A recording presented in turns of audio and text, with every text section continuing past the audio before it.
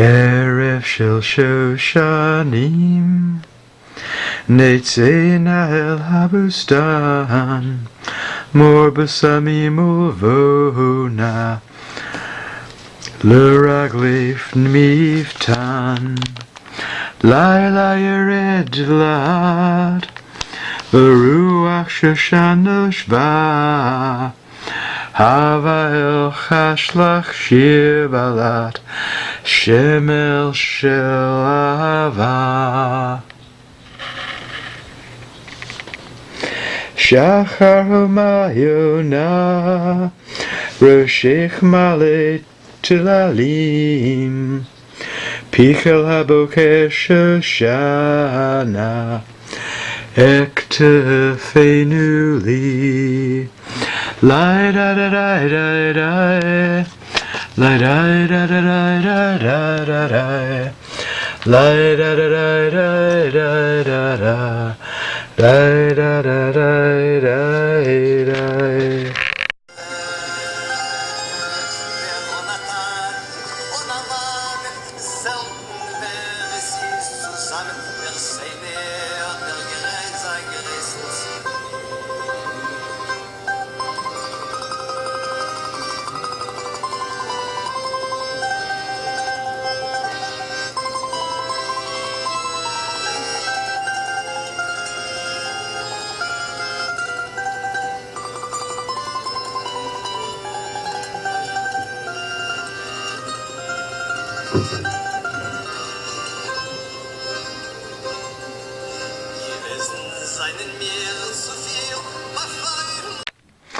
Greetings, it is January 7th, 2014. I am with two panels, paper mounted on board, which I had drawn the kind of major focal point of in 1993, and I finally decided to complete the works. There's the second panel. We're getting reflection because it's acetate covered.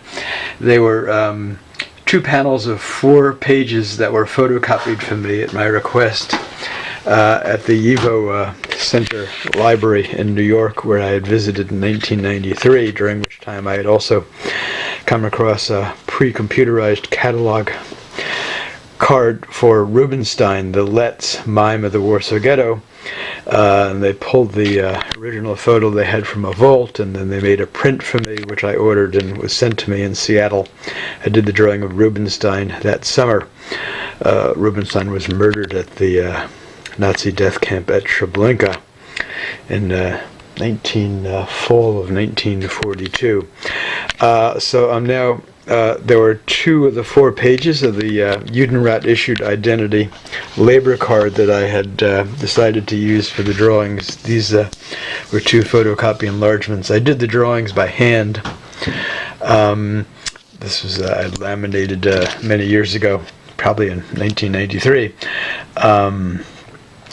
His name again was Friedrich Zelman,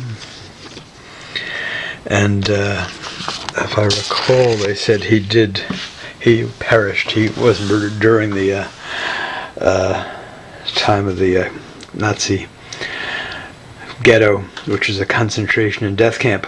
So I stained both panels initially with coffee, and this one that I'm working on also with some gouache, which is a type of watercolor. So I've drawn several things in addition to the identity card page here.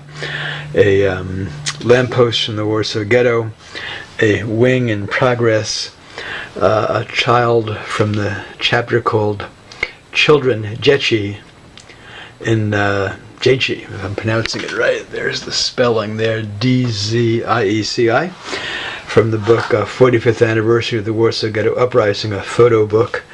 There's 2 men that were seated on a sidewalk, one appearing near death. A barricade from when the ghetto was set up, which I haven't inked in yet. And this was from a photograph of a woman who appeared to be dead, had died on the street or sidewalk or pavement in the ghetto. Also trolley tracks down here, and I'm probably going to draw this watercolor this leaf here, which was sent to me by an American friend who's lived in Warsaw for many years now, named gouache. Dziękuję pan. He picked up a bunch of leaves, which he sent me some years ago and mailed to me in the plaza where Nathan Rappaport's Warsaw Ghetto Monument sculpture is, which I believe is where the site of the Museum of the History of the Jews of Poland is located now, but I'm not certain of that. I have to reread that on the internet. There you have it, to be continued. January 14th, 2016 here. So when I visited YIVO, the Jewish Research Center and Library in New York in spring 1993, I had come across a card catalog entry for Rubinstein, a Letz, that's Yiddish for mime, in the Warsaw Ghetto. They pulled the photo from the vault, and I ordered a print of that, did the drawing of Rubinstein that summer. Before I left, I also asked if they had any identity cards of anyone from the ghetto, and they had 4 pages of a Judenrat Jewish Council issued labor work card for a ghetto prisoner named Friedrich Zelman, who, if my memory serves, was involved in resistance actions and perished, was murdered in the ghetto. And either that summer or fall, I did these 2 panels based on 2 of the 4 pages of the identity card. They're each 26 by 40 inches, and I had planned for years to draw wings on them. Finally pulled them out of my flat files just the other day, a week and a half ago, right after New Year's. And I'm now working on the first of the 2 panels. I stained the paper with coffee. I don't drink coffee, but I don't want to be accused in Seattle of being a complete heretic, so I got to use coffee somehow. Staining paper and Holocaust and human rights artworks on occasion. So I've been drawing different images, and this is in progress, so to be continued. All from Warsaw Ghetto photographs, with the exception of the wing that I drew here. There you have it for now. We'll see how this turns out. This is in progress. Just to give folks an idea what it looks like right now, and it can still change dramatically, which it probably will. The first of 2 panels, which have in the center the identity card page of Friedrich Zalman, who died during the time of the Warsaw Ghetto Uprising, a Jewish prisoner in the ghetto.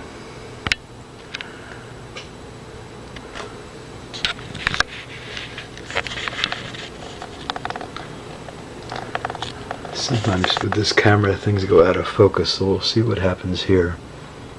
I wanted to focus in this few detail areas here. We shall see.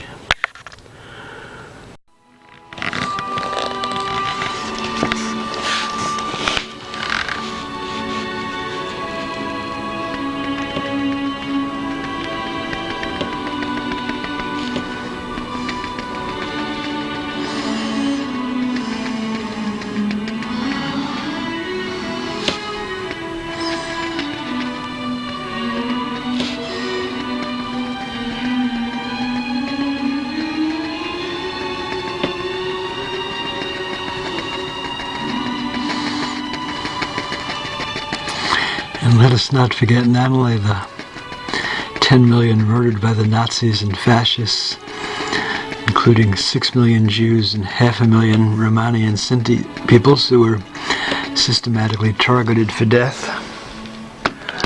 Also the 250,000 mentally and physically disabled German and Austrian Protestants and Catholics who were murdered, gassed to death before they began the final solution to the Jewish problem, is called. But what of today?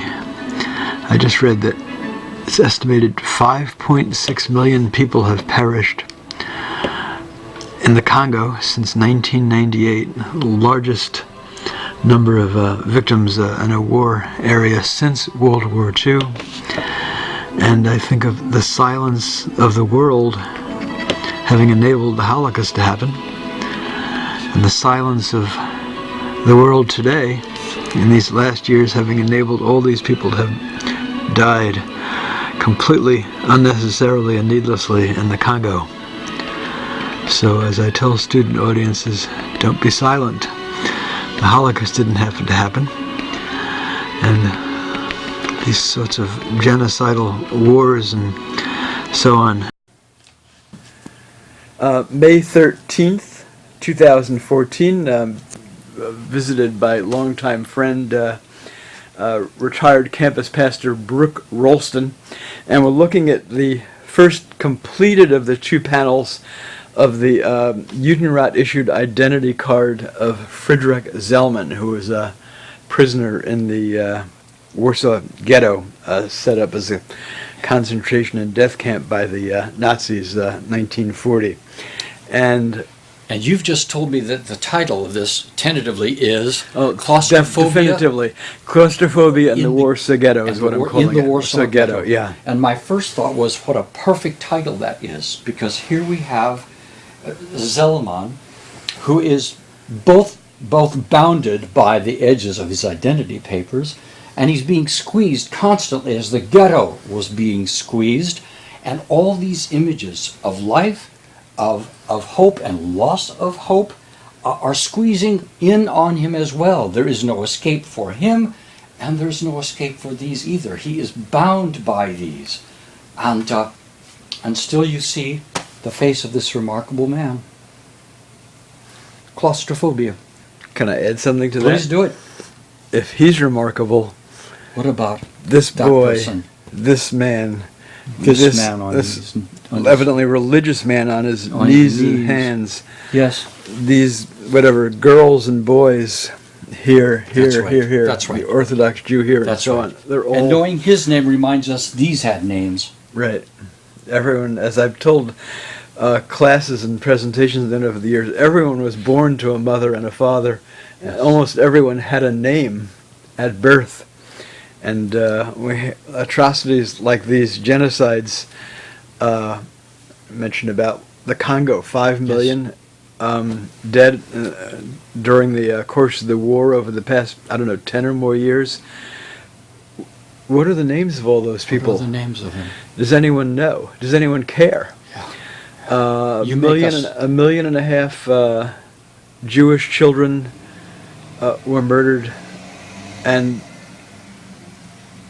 I can't remember how many Yad Vashem or the Holocaust Museum in D.C. know the names of those who perished, but at least 1 million or more, they don't know who the names. You make us remember. Well, I try to individualize, which is what you're saying here with Zalman specifically, and then these other people who we don't know what their names were. Right.